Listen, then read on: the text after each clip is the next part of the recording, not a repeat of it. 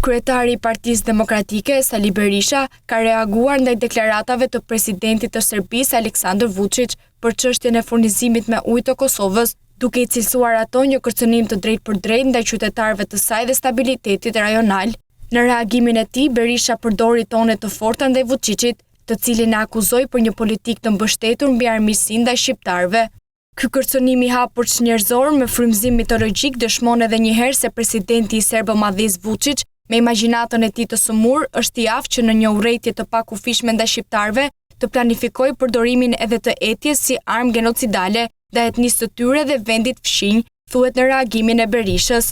Sipas Berishës, deklaratat e presidentit serb përbëjnë një kërcënim të hapur njerëzor që duhet marrë seriozisht nga institucionet e Kosovës dhe partnerët ndërkombëtar.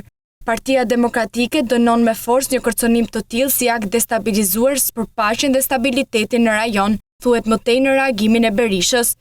Reagimi i kryedemokratit Berisha vjen në një kohë kur marrëdhëniet mes Kosovës dhe Serbisë mbeten të tensionuara.